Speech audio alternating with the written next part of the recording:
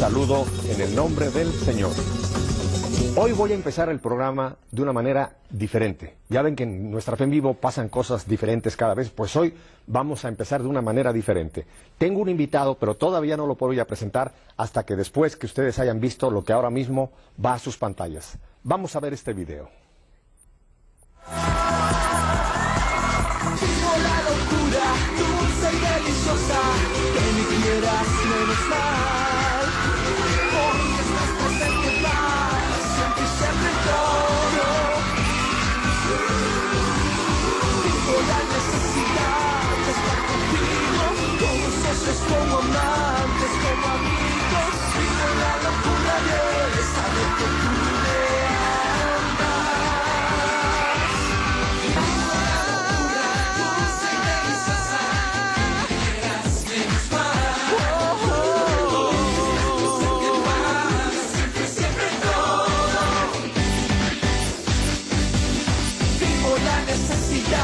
De estar contigo, como socios, como amantes, como amigos. Vivo la locura de saber que tú me amas.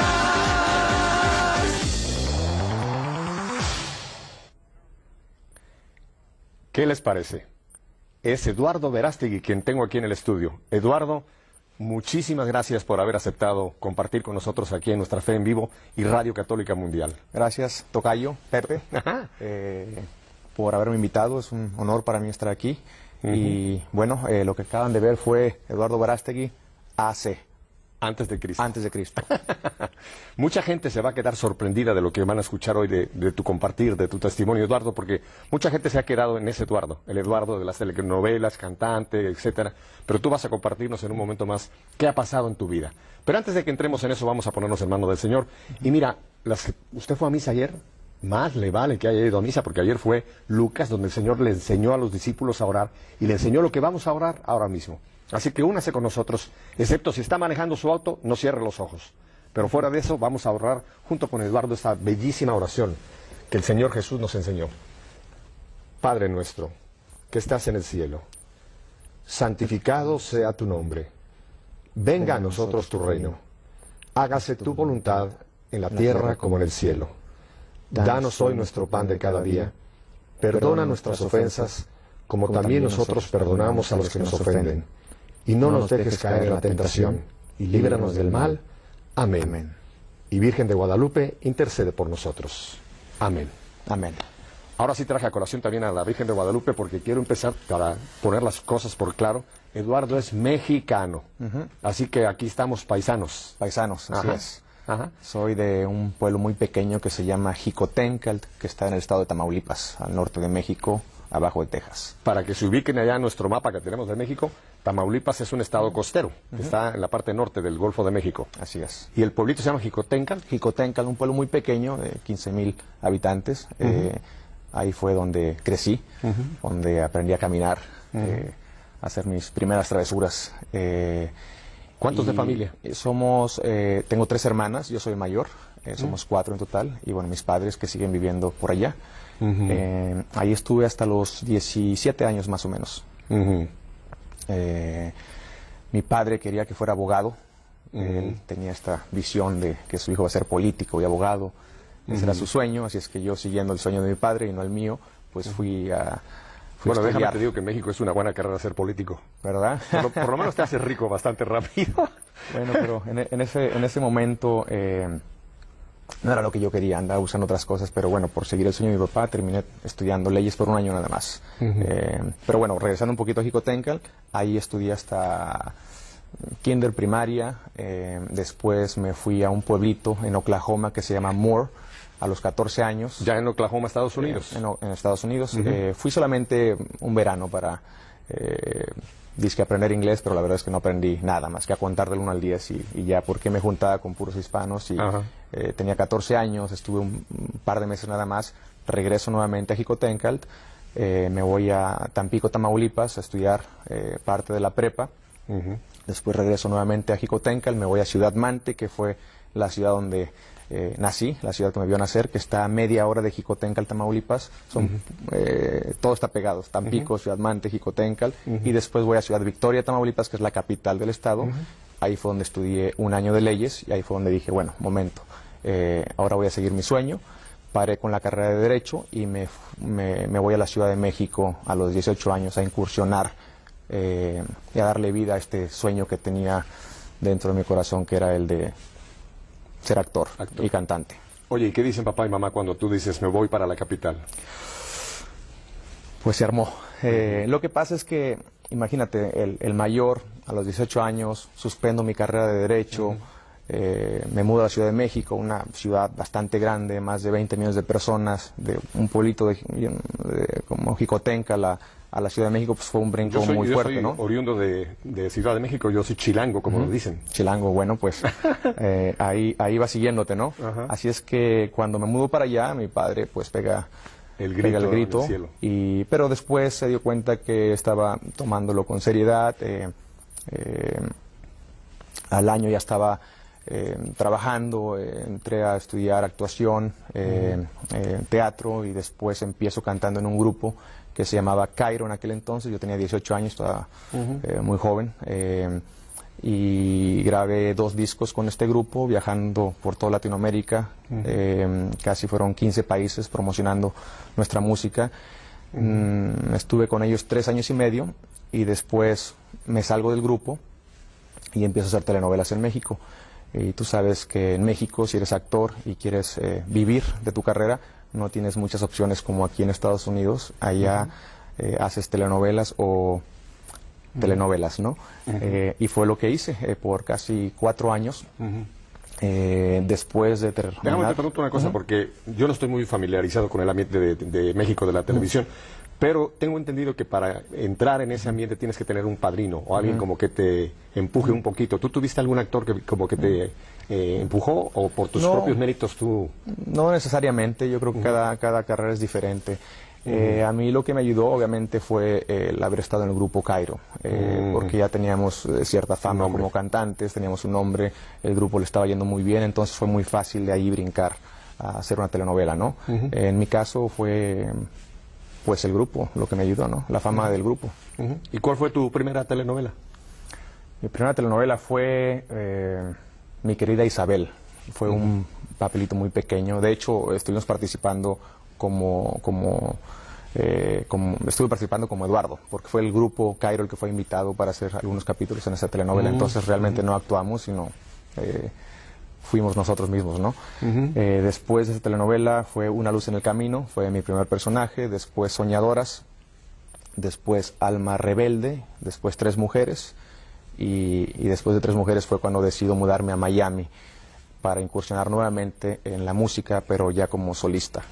Ahí es donde yo resido, en Miami, Florida. Ah, bueno, ahí estuve viviendo. En tu casa, así que si algún día pasas por Miami te voy a invitar con mucho Gracias. gusto. Ahí estuve viviendo 2 años en la capital de Latinoamérica, como le llaman. Tú no sabes cómo la gente te conoce, Eduardo, porque yo no tenía el gusto de conocerte, pero cuando ya se hizo la promoción de que íbamos a tenerte aquí en Nuestra Fe, la cantidad de gente que me ha dicho, vas a tener a Eduardo, vas a tener a Eduardo. Nosotros veíamos sus telenovelas, nos encantaba el muchacho, qué tal, y por acá. Has dejado un grupo de fans muy grande por allá, pero eso fue en el mundo, como tú dices, antes de... Bueno, fueron casi 12 años de carrera de estar trabajando muy duro, ¿no? Como lo mencioné hace un momento, ¿no? Cairo, después 5 telenovelas, después me mudo a Miami, grabo mi primer disco como solista, nuevamente viajando por toda Latinoamérica, promocionando ese disco, y después me encontraba volando de Miami a Los Ángeles para promocionar ese disco, y en ese avión iba viajando un director de casting del estudio 20th Century Fox, y para hacerte el cuento corto, me invita a hacer esta audición para esta película que él estaba trabajando. Yo le dije que no hablaba inglés. Hablaba lo que había aprendido en este pueblito en Oklahoma, que era contar del 1 al 10, gallina chicken, my car is red, and that's it. Muy poquito, ¿no? Pero me dijo, ¿por qué no te aprendes de memoria las 5 páginas de la audición y te damos una oportunidad? Fue lo que hice. Hice la audición, me dieron el personaje, me mudo a Los Ángeles, dejo Miami, dejo la música nuevamente y me dedico a darle vida a este personaje en esta película que iba a ser mi primera película en Hollywood en inglés sin hablar el idioma, ¿no? Que para mí había sido una especie de milagro en aquel entonces, ¿no? Porque imagínate hacer una película en inglés sin hablar el idioma, era Pero te aprendiste era de memoria difícil. te aprendiste de memoria las 5 páginas. Totalmente, me aprendí de memoria las 5 páginas para la audición. La directora no sabía que yo no hablaba inglés, entonces pensó que qué buen actor porque tiene un acento, era mi acento, no estaba actuando. Y recuerdo que me para en la mitad de la audición y me empieza a hacer preguntas y no tenía ni la menor idea de lo que estaba diciendo. Me le quedaba viendo, me reía y yo, of course. Y de pronto pues traté de hacer lo que yo estaba pensando que ella me estaba preguntando y me dieron el personaje. Y cuando me mudo a Los Ángeles, obviamente termino la película. Y ahí fue donde empezó, obviamente, empezó un vacío muy fuerte en mi vida, porque después de 12 años de carrera, de estar logrando todo lo que yo pensaba que me iba a dar la felicidad, todo lo que vieron en el video, ¿no? Conciertos, Llegaste, como estadios, decimos, llegaste al candelabro, llegaste a estar en el... pues todo lo que yo soñaba, ¿no? Cuando estaba en Jicotencatl, en ese momento, si alguien me hubiera dicho, vas a tener esta fama, este éxito, vas a viajar por tantos países, vas a hacer telenovelas, vas a cantar, vas a modelar, vas a hacer videos, vas a hacer Además, esto y el otro. te codeaste con gente muy famosa. Me pareció ver en este pequeño video que apareció por ahí Jennifer López. O sea que te codeaste con gente muy importante en el mundo artístico. Trabajé con ella en un video y en un comercial. Y claro, en ese momento yo hubiera pensado, no, bueno, pues si logro eso voy a ser el hombre más feliz del mundo, ¿no? Después de haber logrado todo eso y más, cosas que ni siquiera había soñado, me di cuenta que estaba triste, vacío, insatisfecho, me faltaba algo, no sabía qué era lo que me faltaba en ese entonces. Y me di cuenta también que las razones por las cuales quería ser actor cuando tenía 18 años eran razones bastante superficiales y frívolas. Todo era la fama, el dinero, los placeres, el estilo de vida. ¿Y llegaste a estar metido en el relajo? En el mundo, o sea, fiestas y todo, pachangas y... de todo. De todo lo que se puedan imaginar. No me gustaría nombrarlo porque eso es entre de la gente. Mi confesor y yo. Pero de todo, claro, estaba bastante perdido y imagínense pues un chavo joven viviendo solo en México, probando la miel de la fama y del éxito y sin ninguna orientación y las amistades. Las chavas por las calles y bueno. Pues todo lo que te puedas imaginar. Malo, desafortunadamente y tristemente, como te decía, fui seducido por este ambiente. Llegó un momento donde perdí la perspectiva de qué estaba bien y qué estaba mal, todo era relativo. Y fue muy duro porque también las amistades que yo había escogido en aquel entonces pues eran amistades que tampoco me ayudaban, sino que todos nos perjudicábamos y todos ahora sí que íbamos derechito a este abismo sin fondo que llega un momento donde siempre uso la analogía de los perros galgos. No sé si has visto las carreras de los perros galgos. Nunca he estado, pero sé... Por televisión, sí, ves que van correteando una liebre, ¿no? Hecha de metal. Entonces ahí van correteando esta liebre y llega un momento que uno de los perros la llega a morder. De vez en cuando, casi nunca pasa, pero el perro muchas veces es muy rápido y la muerde, ¿no? ¿Qué le pasa a ese perro? A veces se rompe la mandíbula, sangra, sufre y se da cuenta que lo que estaba persiguiendo era una mentira, era un sueño falso. Ese perro jamás vuelve a correr en su vida. Lo que es triste es que los otros perros se la pasan correteando esa liebre siempre, el resto de sus días, ¿no? Y bueno, eso es lo que somos nosotros. Ese era yo, correteando este sueño falso, esta mentira, hasta que llegó un momento donde me sentía vacío, estaba sangrando, metafóricamente hablando, estaba sufriendo, me sentía pues que ya nada me llenaba, ¿no? No era más fama lo que estaba buscando, no era más dinero lo que estaba buscando tampoco, no era más placer lo que estaba buscando tampoco. Entonces llegó un momento donde, gracias a... siento que son dos cosas. Una fue mi madre. Yo siento que no hay nada más poderoso que las oraciones de una madre. Porque en algún momento mi madre le dijo a mi padre, nuestro hijo ya lo perdimos, todo lo que le decimos le entra por un oído y le sale por otro. Nuestras palabras ya no tocan su corazón. Pero si mis palabras no tocan su corazón, mis oraciones van a tocar su corazón algún día. Y ahí fue donde mi madre, bueno, no sé cuántos, cientos o miles de rosarios, solamente Dios sabe cuántos. Santa Mónica con Agustín. Pues una historia muy parecida, ¿no? La oración de una madre tiene un poder tremendo ante el trono de Dios para la conversión de un hijo. Un día, recuerdo, me regaló una Biblia y no me decía nada. Orando, y no me volvió a decir nunca dónde estaba mal o dónde estaba bien. No te sermoneaban ni te... Dejó de... Ese es bien importante, mamás. Oigan esto porque es muy importante. Muchas veces pensamos que a un hijo, con condenarlo, con sermonearlo, con acusarlo, vamos a lograr el cambio. Y no solamente no lo vamos a lograr, sino que quizá lo vamos todavía a alejar más. Pues fue lo que hizo mi madre. Claro, siempre me decía, cuídate, Claro. Me demostraba su amor, pero hasta ahí llegaba. Lo demás era orando. Entonces, claro, llega un momento donde para hacer esta película, de la que te platicaba, donde no hablaba inglés, ¿Cómo se tituló, por cierto? Chasing Papi se llamaba. Una película que, por cierto, no la vean, pero bueno, en ese entonces era una película para mí y era todo para mí. Contrataron una maestra de inglés para que me ayudara con el guión. Bueno, esta maestra de inglés resultó ser una mujer católica, devota, de hueso colorado, muy inteligente, con mucha sabiduría. Y claro, al principio no solamente ella me estaba enseñando inglés, sino que estaba sembrando semillitas. Y al principio, pues yo estaba en una posición muy, ya sabes, arrogante, bastante orgulloso, no la dejaba entrar, pero ella, de una manera, pues con mucho cariño, persistente, El Espíritu inteligente, Santo trabajando. empezó a entrar y llegó un momento, ella utilizó mucho el método socrático, haciendo muchas preguntas y ella no me decía, ella no me respondía, simplemente me hacía preguntas y yo mismo al final me daba cuenta que estaba viviendo una contradicción. Preguntas como, no sé, ¿cuál es el propósito de la vida? ¿Cuál es el sentido de la vida? ¿Por qué quieres ser actor? ¿Cómo estás utilizando los talentos que Dios te dio? ¿Quién es Dios en tu vida? ¿Qué representa tu fe? Y llegó un momento donde me bombardeó con 1000 preguntas que después de 6 meses me tumbó del caballo. Y me di cuenta que lo que rompió mi corazón fue al darme cuenta no solamente que había dañado a muchas personas con los proyectos y con el estilo de vida que yo estaba llevando. No solamente le hice daño a mi familia, a personas, a mí mismo, pero lo que rompió mi corazón fue cuando me di cuenta que había ofendido a Dios con el estilo de vida que llevaba. Y ahí fue donde... ¿Pero tú todavía te considerabas católico en ese momento? ¿O Sí, ya no, habías- claro, siempre, toda mi vida. O sea, eras católico a tu manera. Católico a mi manera. ¿Y qué pasa? Cuando no tienes una formación, pues yo iba a misa los domingos, de vez en cuando, Navidad siempre con mi familia, rezaba todas las noches y creía en Dios y yo sentía que amaba a Dios.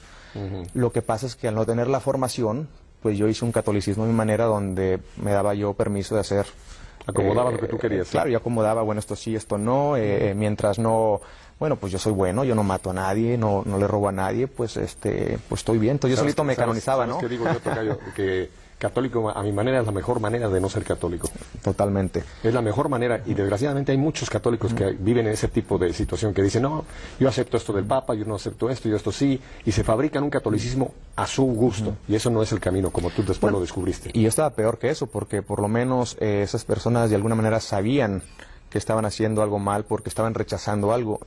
Yo estaba viviendo completamente en una ignorancia. Yo ni siquiera estaba en una posición de decir, bueno, esto sí, esto no. Yo solito iba agarrando lo que yo sentía que estaba bien, pero nunca tuve una formación. Entonces, claro, cuando llega esta mujer a mi vida y me empieza a hacer estas preguntas y yo me di cuenta que ella estaba bien, cuando reconocí que mi cuerpo es el templo del Espíritu Santo, por primera vez, cuando empecé a leer la Biblia por primera vez, cuando empecé a abrirme realmente a la posibilidad de que podría yo estar mal en todo, porque muchas veces la soberbia y el orgullo pues no te deja, ¿no?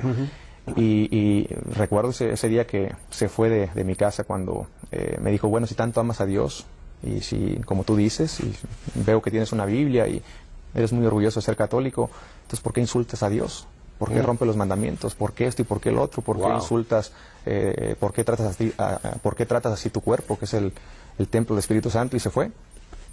Y no sé qué pasó. ¿Cuál es su nombre de ella? Porque vale la pena que la mencionemos públicamente su nombre, si quieres. Yasmín.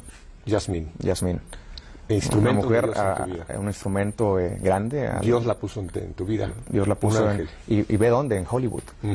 O sea... El lugar más impensable para una conversión. Como dicen, ¿no? Donde más abunda el pecado, ahí Sodoma y abunda Gomorra. más la gracia, ¿no?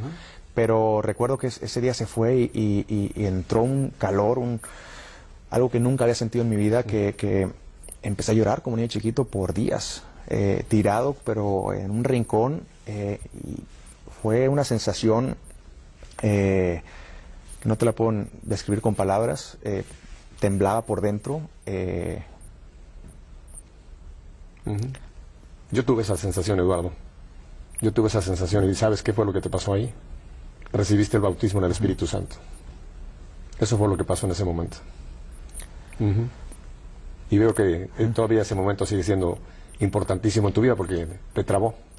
Y para que a un actor con las tablas que tú tienes se trabe, por eso te estoy sacando un poquito del trago. Pero bendito Dios por ese momento. Fue un momento muy especial.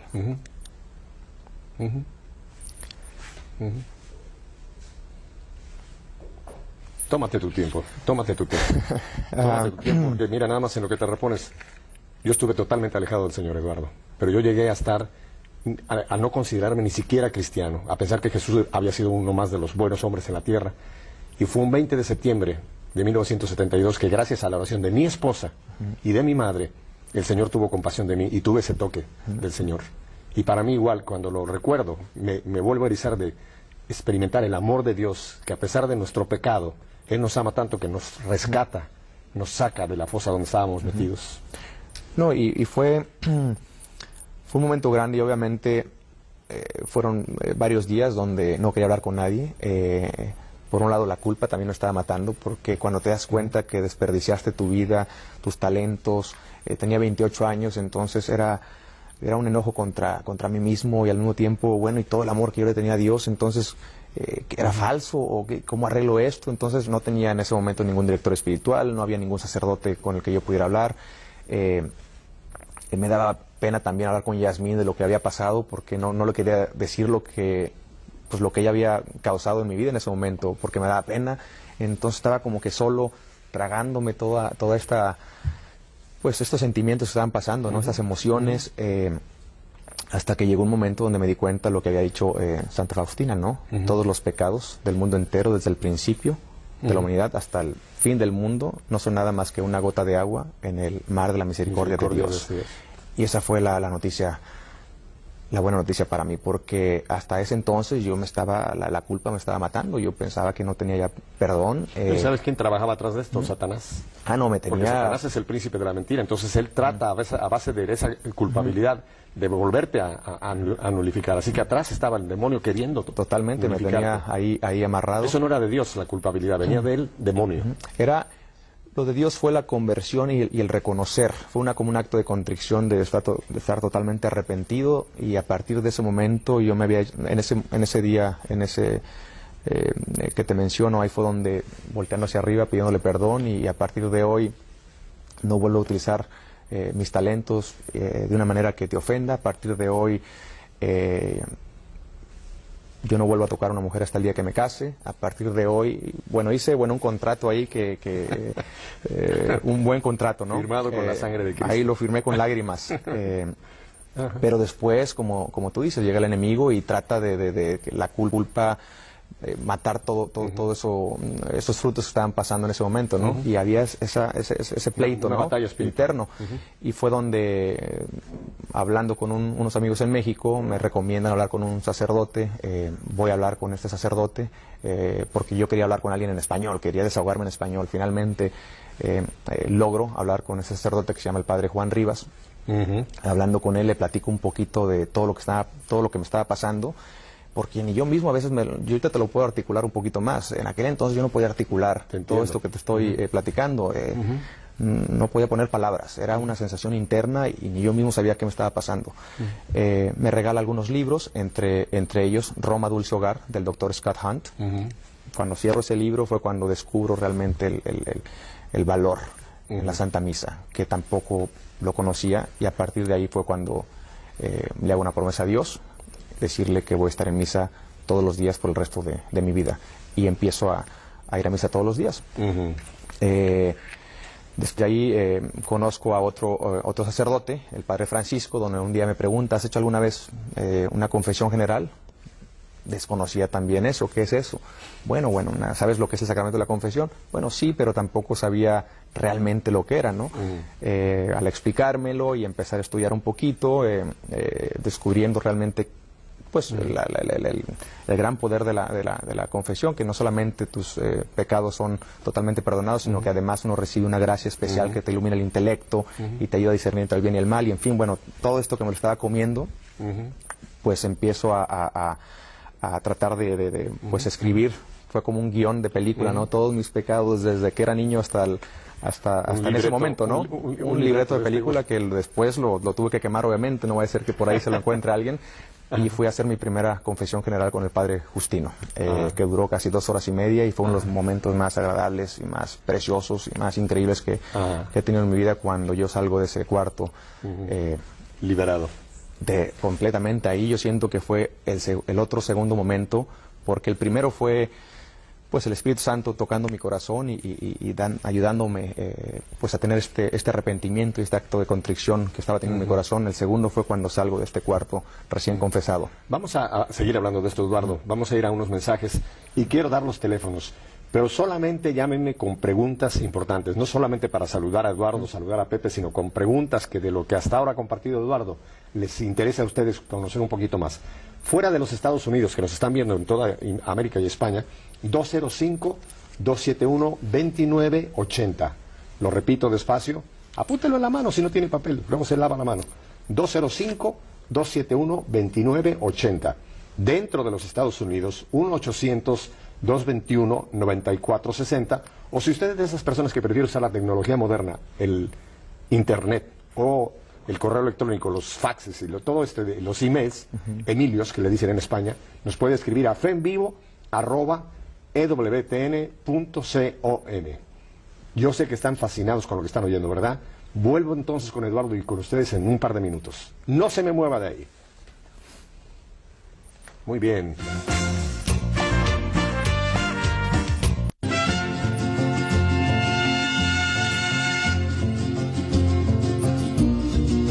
Este mariachito es en honor a Pepe Eduardo, porque oyeron que dijo que su nombre es José. José Eduardo. Su nombre completo es José Eduardo, así que... Hasta los 18 años me decían Pepe en mi casa. Me siguen diciendo Pepe en mi casa, mis padres y mis hermanas. Yo soy José Antonio, pero si a mí dicen José Antonio, nadie me conoce, todo el mundo me conoce por Pepe Alonso. Tocayo. Eduardo, vamos a seguir entonces con este hermoso... Tenemos una llamada, así que vamos a tomarlo inmediatamente. Adelante, ¿quién nos llama y de dónde? ¿Aló? María Figueroa. María Figueroa, ¿de dónde nos llamas, Sí, María? De New York. De New York. Adelante con tu comentario para Eduardo, María. Sí, estoy muy contenta de escuchar este lindo testimonio de Eduardo. No sabía dónde estaba metido, pero me ha conmovido mucho ese testimonio de él. Estoy muy contenta de todo eso que le ha pasado. Muchas gracias. Yo estaba viendo la farándula, una entrevista que le estaban haciendo, y que sí es verdad que él tiene 4 años que no tiene pareja. 4 años de no tener pareja. 5 años, más o menos. 4 años, casi 5 años. Donde lo mencioné hace un momento, ¿no? Después de haber llevado una vida bastante... disipada. Disipada. Como dijo pródigo, así. Exactamente. Llegó un momento donde me hice una promesa, no solamente a mí mismo, sino a Dios, porque promesas que me hago a mí mismo las rompo, pero si se las hago a Dios, pues ya hay más seriedad, ¿no? Ya me pongo serio, ¿no? Y esa promesa fue vivir en castidad, cosa que no sabía, una palabra que yo escuchaba por ahí y no la entendía, ¿no? Y fue donde reconocí lo que mencioné hace un momento, el valor de la castidad. La castidad es libertad. Y llegó un momento donde pues quiero valorar lo que no valoraba antes. Reconocí también que pues mi cuerpo es el templo del Espíritu Santo. Reconocí también que la mujer más importante que va a ser en mi vida después de mi madre y mis hermanas, y bueno, claro, después de nuestra Santísima Madre, la Virgen de Guadalupe, va a ser mi esposa.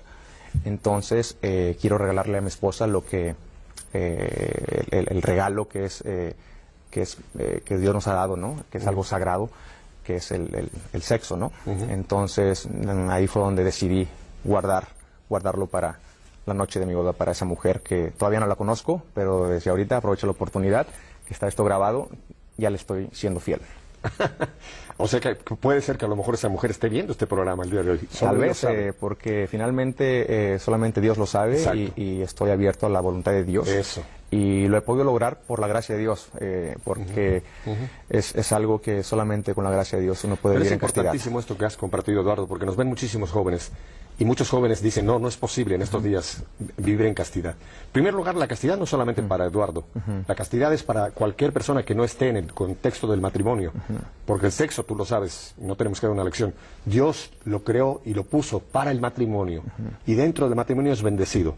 Lo que pasa es que el mundo ha sacado completamente de contexto el sexo, y hoy día... Sí, incluso en el matrimonio somos llamados a ser castos, porque finalmente la castidad es estar abiertos a la vida dentro del matrimonio, pero como solteros es estar guardándose, estar viviendo una abstinencia para el día, para cuando uno se case, ¿no? Y eso es lo que, y te lo puedo decir, ha sido estos 5 años, casi 5 años han sido los días más grandes en mi vida. Nunca he obtenido tanta paz, tanta alegría, tanta serenidad, tanta felicidad, que finalmente es lo que todo el mundo anda buscando, la felicidad. Puedo contar los 20 años que viví totalmente en una vida mundana, no lo comparo con un día de lo que he estado viviendo en estos 5 años. Déjame ir un retroceder porque te quiero hacer esta pregunta. ¿Y todas tus amistades, el mundo de la farándula en el que tú te movías, qué dijeron cuando hubo este cambio en Eduardo? Me imagino que pensaron que te habías vuelto loco. O, ¿qué fue la reacción del mundo, ese mundo? Bueno, pues algunos pensaron eso. Se volvió loco, ¿qué le está pasando? Como que, a ver, Eduardo, pues el que a las fiestas y esto, y el rock and roll y el otro, y de pronto dejó de salir, misa todos los días, empezó a rezar el rosario todos los días, de pronto nos dice que pues está esperando, no vuelve a salir con ninguna mujer. ¿Tienes el rosario en la mano? Sí, es un rosario. Para que no crean que está blofeando, aquí lo tiene en su mano. Este es el... Ustedes nunca habían visto a Eduardo, ¿verdad? Con un rosario Bueno, en la mano. antes, fíjate que antes de mi conversión lo tenía, pero era como de adorno nada más. Nunca lo rezaba. No, como amuleto. Era como un amuleto, porque también estaba viendo, ya sabes, cuando no tienes la formación, pues te vuelves un poco supersticioso. Entonces lo tenía como de adorno, se veía bien, y yo pensaba que mi madre rezaba el rosario, pues yo me lo pongo, ya lo reza, ya somos un equipo, ¿no? Pero fue después de mi confesión general, el padre Justino me recomendó rezar el rosario todos los días. Y a partir de ahí fue cuando nace esta devoción de rezar el rosario, ¿no? Pero volviendo a la pregunta, la mayoría de mis amigos los perdí, me quedé solo. Incluso miembros de mi familia no me entendían tampoco qué estaba pasando, porque en ese momento también me di cuenta que los latinos, desde los años 40 hasta la fecha, hemos sido estereotipados de una manera muy negativa en el cine y en la televisión. Entonces, todas las ofertas de trabajo que me llegaban era el mismo estereotipo, ya sabes, el bandido, el criminal, la prostituta, el traficante, y si bien te va, el Latin lover Don Juan Casanova, en otras palabras, el mujeriego mentiroso. Ese era yo, ese era el camino que yo estaba siguiendo, eran las películas que yo estaba haciendo como Chasing Papi. Si te fijas, la historia de Chasing Papi es un hombre que anda con 3 mujeres al mismo tiempo, y a las 3 las engaña y a las 3 les miente. Y la película lo ponen a él como si fuera el verdadero hombre latino, ¿no? El macho. Y recuerdo una vez, alguien me preguntó, Eduardo, ¿te gustaría casarte algún día? Le digo, claro que sí. ¿Te gustaría tener hijos? Es lo que más deseo en mi vida. Imagínate que un día tienes una hija. ¿Te gustaría que tu hija anduviera con un hombre que la engañara y que estuviera con otras 2 mujeres al mismo tiempo? Claro que no. Entonces, ¿por qué tú lo haces? ¿Por qué tú estás haciendo una película? Bueno, porque esa es mi carrera. Yo me defendía, ¿no? Mi carrera y mi vida personal es diferente. No. A ti se te olvidó que cualquier proyecto en el que tú te involucres, te guste o no, va a afectar en cómo la gente piensa. Así es que muchas de las personas, sobre todo los jóvenes, viven hoy en día de acuerdo a los estándares que ven en los medios de comunicación. Sus ídolos, claro. Claro, tenemos esta tendencia, esta inclinación a imitar el arte, a imitar lo que vemos en los medios de comunicación, en las revistas, en la televisión, los actores, las películas, las y copiamos eso, lo imitamos. De hecho, Platón decía, si tú me das a mí a escoger entre el arte y la política para gobernar una nación, yo escogería el arte, él decía, porque la política solamente se encarga de gobernar las leyes, algo más mecánico, encargarse de que la gente siga las leyes, pero el arte se encarga de gobernar los corazones de las personas. El arte tiene el poder de tocar el corazón y la manera de pensar de las personas, por lo tanto, el cómo piensan, el cómo viven, el cómo se comportan. Qué interesante cómo San Pablo dice allá en Romanos, cambien su manera de pensar para que cambie su manera de vivir. Totalmente. Tiene que venir por un cambio en la mente, tocados por el Espíritu Santo para que venga el cambio de vida. Eduardo, tenemos un primer correo, que es seguramente una pregunta para ti, así es que vamos. Hola, Dios haga resplandecer su rostro sobre ustedes y María Santísima los cubra con su manto. Quisiera saber, Eduardo, ¿cuál crees que es esa misión específica que el Señor te ha encomendado desde ese momento que Él tocó tu corazón y cuál sería ese mensaje que Dios pone en tus labios para todos los que te ven? Sientan en Dios vivo en el corazón. ¿Quién como Dios? Nadie. Carolina. No tenemos de qué lugar nos envía Carolina, pero la pregunta, Eduardo. Claro. Gracias por escribirnos. Bueno, en ese momento lo único que me quedó claro fue el propósito de mi vida, el propósito de nuestras vidas. Me quedó muy claro que no fui llamado ni nací para ser actor, ni fui creado para ser famoso, ni rico, ni ingeniero, ni doctor, ni exitoso. Fui llamado para ser un santo, igual que tú, y que tú, Carolina, y todos los que estamos aquí, y todos los que estamos en este planeta. Somos llamados a ser santos. Entonces, por primera vez sentí un propósito en mi vida que era honesto, que era serio, ¿no? Nuestro llamado es conocer, amar y servir a Dios. Así es que en ese momento fue lo único que tenía claro. También me quedó claro que lo que dice la Madre Teresa de Calcuta, ¿no? No somos llamados a ser personas de éxito, somos llamados a ser personas fieles a Dios.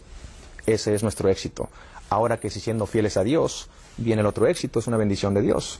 Pero si no viene, nosotros jamás podemos comprometer nuestros principios, nuestros valores, nuestra fe, con tal de conseguir el éxito, porque esto no viene de Dios. Entonces me quedó muy claro que no nací para ser actor ni estrella de cine, sino nací para conocer, amar y servir a nuestro Señor Jesucristo.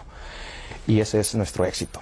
Así es que esa fue la primera convicción, ese fue el primer mensaje sólido, la roca donde te paraste. Ahí fue donde yo estuve parado, y a partir de ahí me dije, no vuelvo a hacer ninguna película que ofenda a Dios, no vuelvo a hacer ni en mi vida personal ni en mi vida profesional. Y en ese momento me quedó muy claro que, bueno, si el llamado es la santidad, el ser puros de corazón, la Biblia nos dice, ¿no? Bienaventurados los que tengan el corazón puro, porque ellos verán a Dios. Bueno, entonces, ¿cómo voy a lograr esa pureza a la cual todos somos llamados? Y ahí fue, como católico, descubrí que, bueno, en los sacramentos, asistiendo a misa todos los días, rezando el rosario, yéndome a confesar, voy una vez por semana, tengo un director espiritual. Entonces se convirtió en eso, en mi prioridad. Recuerdo que en ese momento yo me quería ir incluso de sacerdote, ¿no? Supongo que esto te quitó muchísimas oportunidades de trabajo que todo. Dejaste, o sea, renunciaste a no aceptar nada que pudiera ofender a Dios. Me quedé en la calle. ¿Sí? Te cuento rápidamente. En ese momento pensé que iba a ser muy fácil. Dije, ok, ya leí este libro que me dio el padre Juan Rivas, leí otro segundo libro que me dio, y ahí fue donde dije, bueno, voy a vender todo. En ese momento vendí todo lo que tenía, renuncié a todas las ofertas que me estaban llegando, dije, me voy a ir a la jungla, allá al Amazonas, a Brasil, 2 años, a discernir, a ver qué quiere Dios de mí, hacer un trabajo de misionero, ayudar a los pobres, y me quedó muy claro, ¿no? Entonces fui a ver al padre Juan Rivas y le platiqué de mi plan. Me dice, no, momento, ¿a dónde vas? Pues a la jungla, ya a Brasil, al Amazonas. Eduardo, Hollywood es una jungla más grande, me dice. Yo, sí, pero yo allá, ya vendí todo. Le digo, no, espérame. Si tú realmente pones una lista de lugares donde tú fueras a tener una conversión, créeme que Hollywood hubiera sido el último. Sin embargo, ahí fue, por alguna razón, por algo. Así es que, ¿cómo que te quieres ir a escapar allá a la jungla, a correr? Le digo, no me estoy escapando, es que sí te estás escapando, porque por lo que me estás diciendo te da miedo estar aquí en Hollywood. Pues padre, lo que pasa es que pues yo no lo vi en inglés y yo no conozco a nadie aquí en Hollywood que esté en el mismo canal y me siento solo. Dios más uno es un ejército.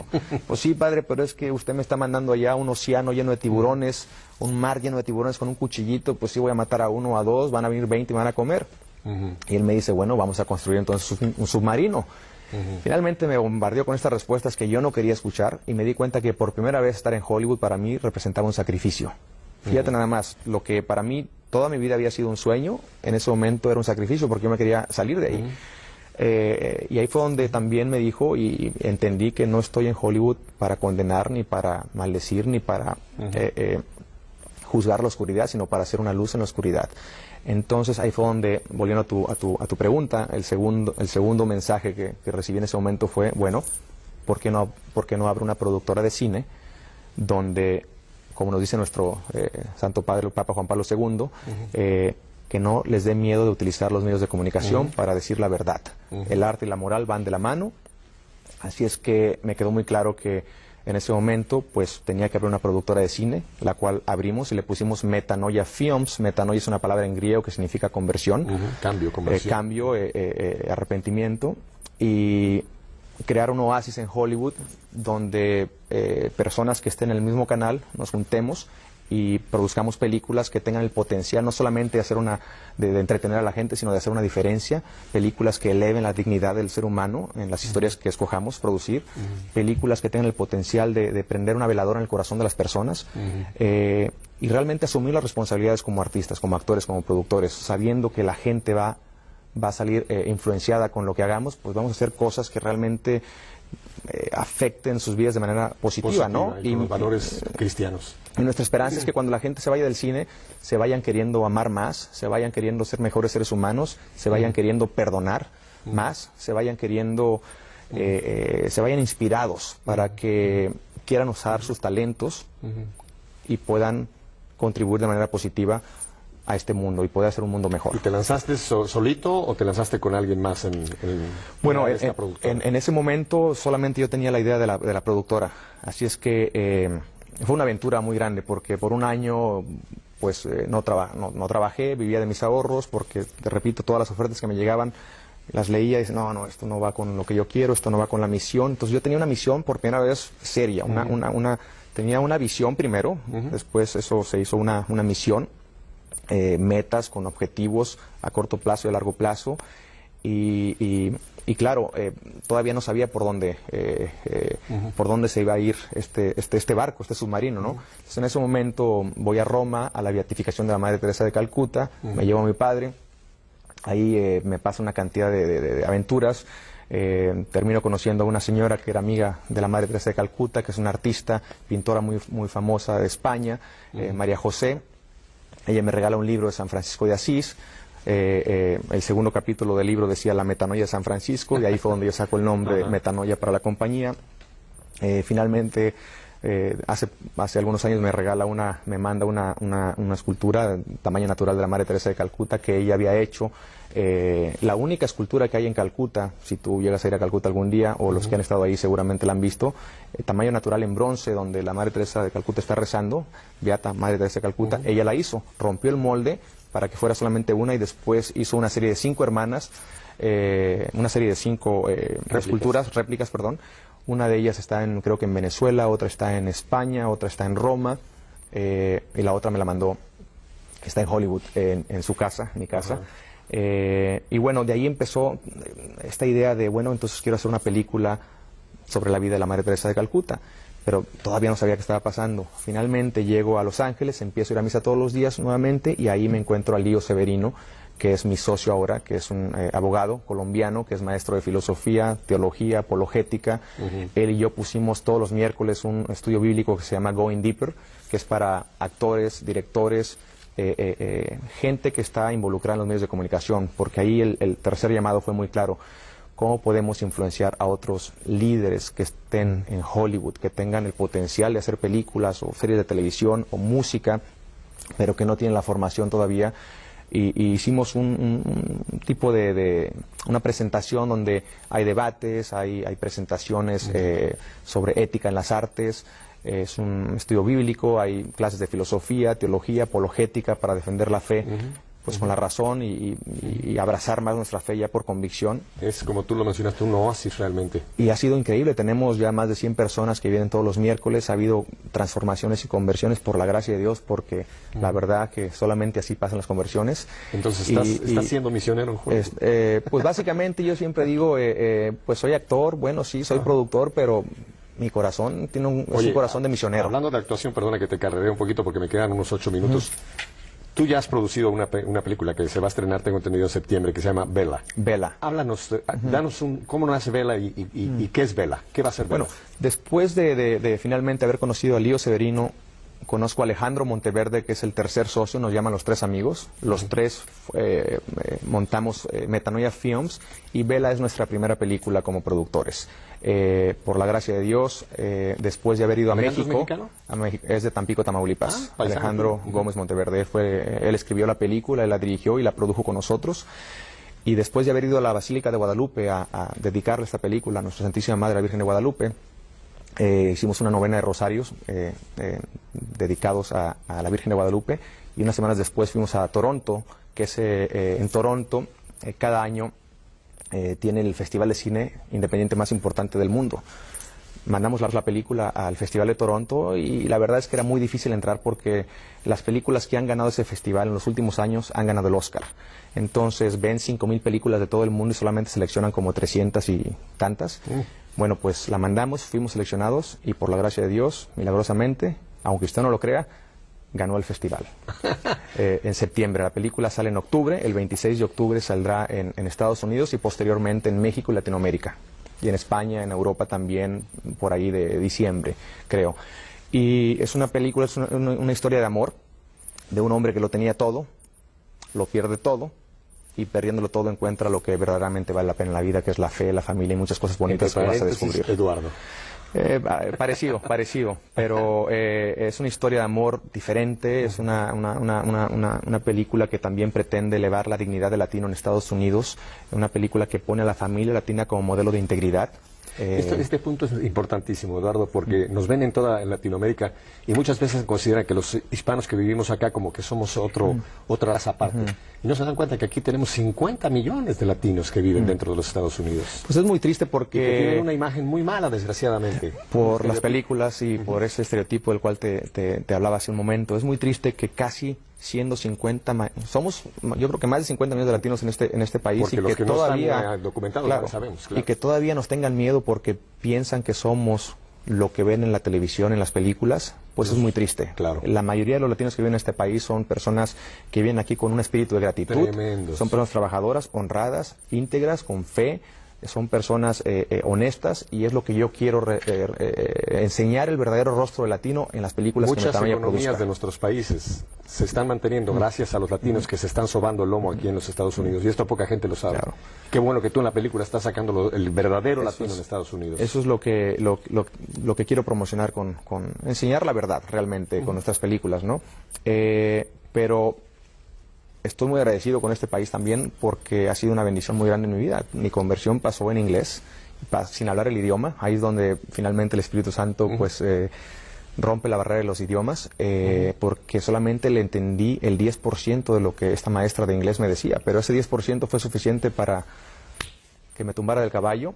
¿Y Jasmine sabe todo esto? Sí, claro. Me imagino que ella debe estar gozosa de haber sido un instrumento de Dios para tu vida. Totalmente.